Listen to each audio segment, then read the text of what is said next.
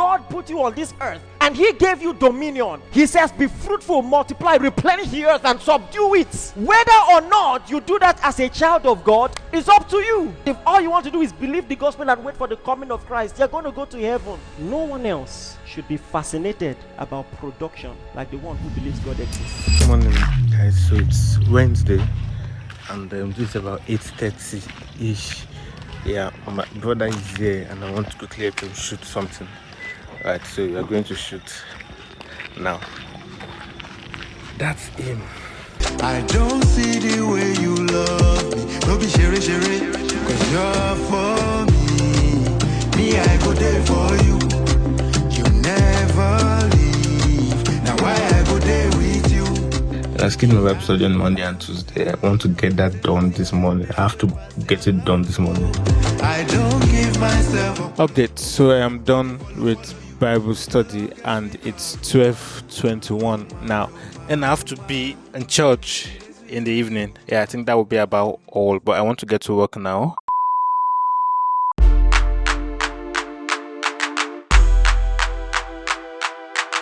It's past 4. This is around 4:30 already, yeah?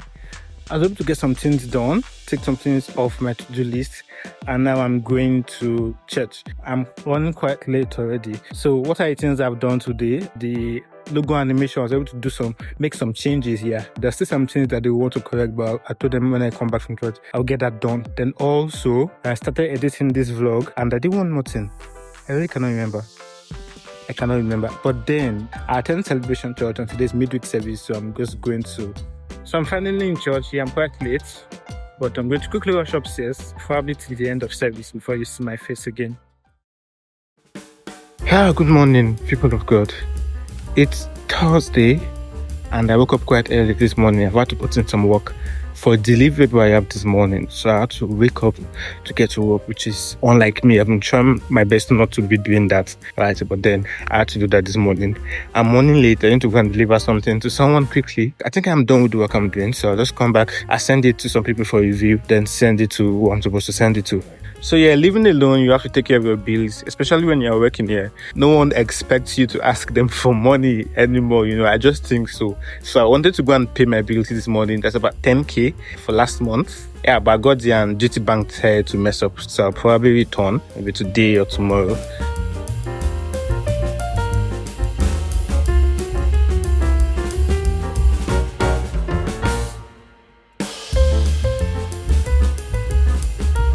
So I guess this should be breakfast. Whenever I think of food again, I'm gonna eat. I stay in Ibadan. I've been here since 2017 when I got here to school. But I started staying on my own in 2020. That's when I was 20 years. I'm 24 now. And I tell you, there's been a lot of learning. There's been a lot of responsibilities that I have had to take. There's been a lot of bold moves that I have had to take. And I must tell you, it's been God, especially now. But thank God for preservation for us in Goshen.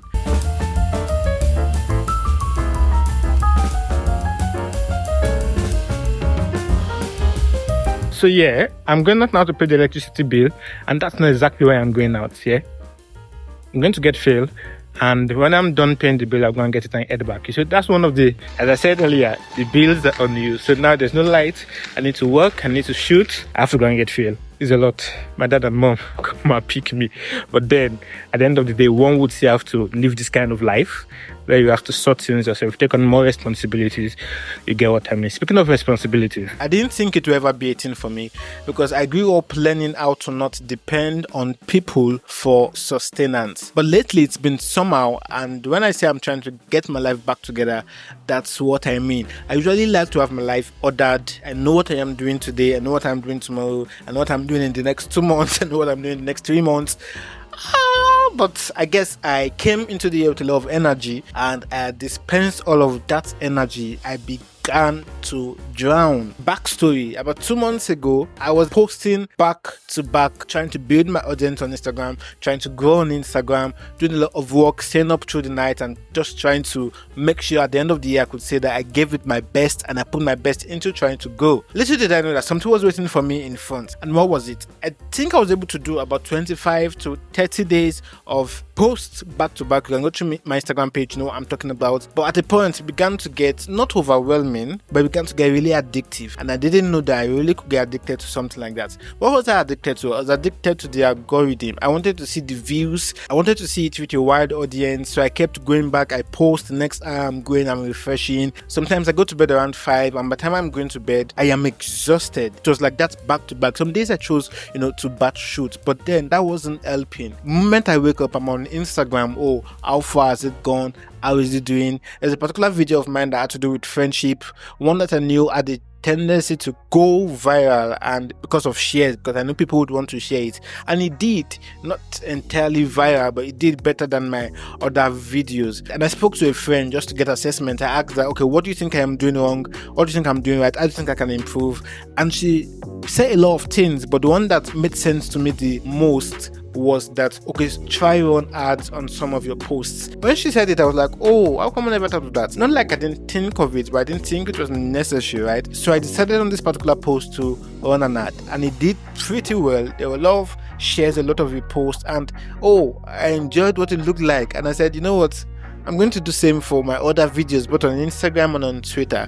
So I kept doing that. When I see that a video is not doing well, I run an ad with the video, and it got pretty addictive. I kept doing that. I ads cost money, especially when you have to convert from dollars to naira, and that was how I ran not a huge debt, but around $20 worth of debt. And I knew at that point that if I continue like this, it was going to end therapy. So I decided to stop. You know what? I am done. And what that period did to me was that it made me very antisocial, right? It became so bad. I thought Snapchat was my safe space because I had a close knit of friends that were sharing Snap with each other. You know what's going on in my day, I'll update you. I'll also get update from you, as is the custom. But I knew that it was getting very bad when I was sending blank snaps for weeks, for about a month now, right? And you know what that suggests? It's like a distress call. I was very antisocial. I didn't want to relate with anybody. I didn't want to be in public spaces where I knew people that knew me. Like, I just wanted to be alone. And the only place I found what I would call my safe space was in the church. And that was because there were a lot of people that knew me. Even people that knew me were not so much, right? It got really overwhelming. Particular episode I had was after like 2 months I wanted to post. This 2 months I'm talking about August, September. After like 2 months I wanted to post on WhatsApp. I was literally panicking. I got really anxious, and I'm like, isn't it just to post? It got so bad. At that point I knew, what I thought. Even at that point I thought I was getting better. By posting on WhatsApp was a test to see how well I was with the whole social thing, but it wasn't just working. Not until recently. I am trying. And one thing that I really do appreciate is that through that period, my definition of friendship, I was able to redefine it. Now, there are two sides to this. One of it is that it's people that you think do not care are the ones that at times you do not expect, they show you the love the most. And for those people in particular, what I've tried to do, what I noticed I've tried to do for some of them is that they, especially those that were on Snapchat, maybe they saw the distress call and got the signal and decided to respond. But then people that I thought had invested so much in time, in relationship, not necessarily romantic now, that invested so much in time, in money, in gifting. And I'm like, I am not like this. It's not like I expect anything from you guys, but at least now, that's why I said there are two sides to this. Now they may come and be like, everyone is going through their own shit, right? And it's not compulsory we talk every day. I'm an advocate for that. You don't need to talk every day for you to be my friend. But then, okay, there's another side to this where you don't tell me what's happening. So how am I supposed to know? That's why I said there are a lot of sides to this. One that I consider myself, by my own evaluation, I consider myself to be very selfless. Like, do things for people even at your own detriment. You need to get something, but you won't consider yourself first, you consider yourself last. Once this person gets it, you're thinking, oh, this person needs this thing more. Not necessarily money, maybe needs something that will help him to cultivate a skill, help the person to go, or an emergency. I will put myself as the last option and make sure you are okay. But I can't be everyone's savior. Now, this is not trying to blow my trumpet. I'm sure there are a lot of people like this, and some of you would agree with me. I can't be everyone's savior. And I was now stuck in between. I think I've been selfless a lot, especially this year. I won't be selfish. At the same time, I think it's a good lesson for me. I'm thanking God that I could say it's late already, but it's not later than now that I'm beginning to learn it. Generally can't be your go-to person when you need something every time and you're guaranteed that you're going to get from him. I find it difficult to see someone in need and not to respond. But then, at my own detriment, whether it's exceeding my budget, we budget these things and now I have my own money I want to use for myself. My budget for my generosity is exceeded and you just come, you need something, they can always be the one to give you what you need. God has helped me this far. I'm going to tone down on it a little. Again, I've said that this is not blowing my own trumpet. It's just something that I had to learn the hard way. I had to learn by crying. And it really got to me. I wouldn't necessarily, depression is a strong word, but I just had a relapse mentally. For those 2 months, I just wanted to be alone. For a while, I was just thinking, I want to run away. I just want to run away for 2 months. Nobody knows where I am. Nobody knows what I'm doing. I just want to be away. A lot of things that happened back to back anyways that made it be this way. But then that's about this, and I know that my life, I was literally disorganized during that period. And one of the ways that I know that I am in a good state of mind is if you come to my space, if you come to my studio, if you come to my bedroom, if you come to my house, my kitchen, if you meet it disorganized, then there's a 90% chance that I'm in a bad place mentally. That's one simple act. I don't know if this is a good thing. Guys, let me know. Guys, please let me know. I am not one. As I said earlier, I have learned not to get my sustenance from people, not to depend on people, not to get my validation from people. That has crept into my problem solving ability too. I think that when something happens, my first instinct is not to speak with anyone. My first instinct is to take a break, draw back and take it to God in prayer. I don't know if this is a good thing. I don't know how well it works, but that has been the way for me. So through that period, I went on a stretch of prayers. I went on a retreat, long stretches of Bible study, stretch of prayers, and that was how I was able to find solace. Sometimes I would be alone in this room crying, and fact is, I thought I was strong, until it gets to some things. I know that, you can't be strong on your own. You can't be strong in yourself. Thank God for strength. And now, thank God for those people put around me. My family, my friends. I just can't begin to mention names. Thank God for those people that He inspired or that noticed that something was wrong and reached out. They were beyond encouraging. Solving problems on your own, just sit back, take it to God in prayer, come back strengthened. If there's a relapse again, you keep finding strength from prayer, finding strength from God's word. But one thing I want us to know is that as we do that also, there are people that God has put the right words in their mouth, and it's in our wisdom to find out those people and get the strength we need from them. I know there's the place of David encouraging himself in the Lord.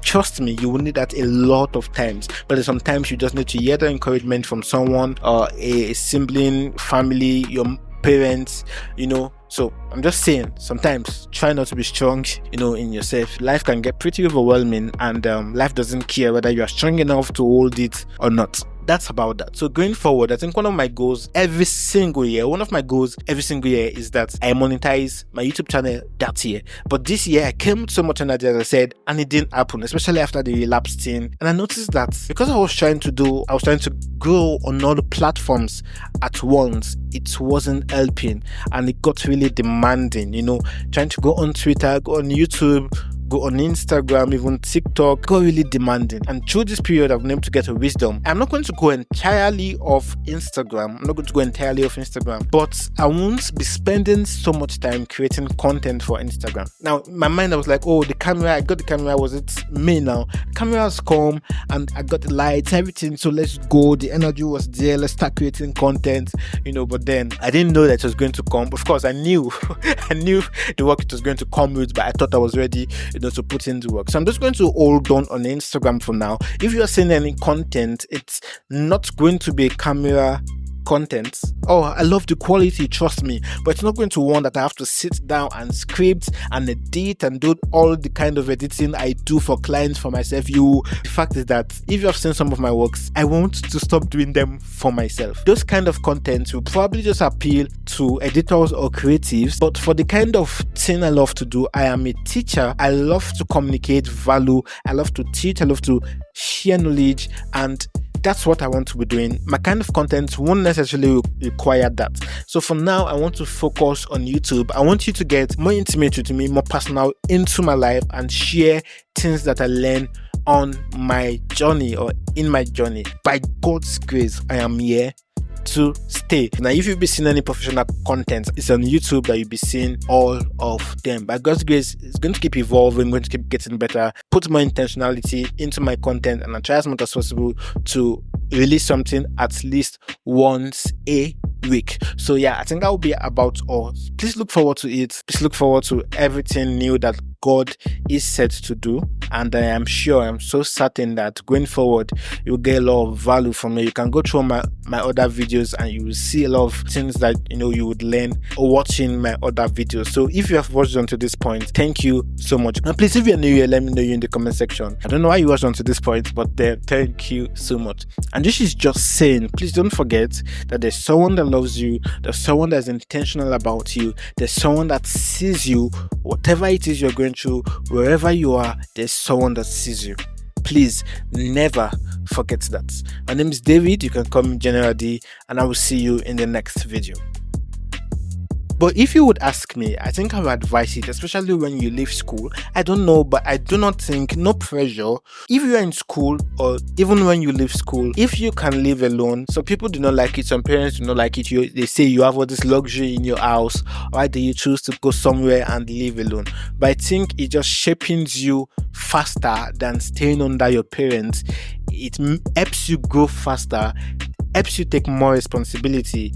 I'm not saying when you stay with your parents it doesn't help you, or when you stay with people it doesn't help you. When I say living alone, I'm not saying living alone. You can live with someone, maybe a friend or something. That's what I'm doing, right? But I think, and I would advise is, now if I had the chance to do this again, I would definitely choose this path that I am on 100%. I enjoy it. I really do enjoy it, and I can't wait to even do more with someone new in marriage. Anyways,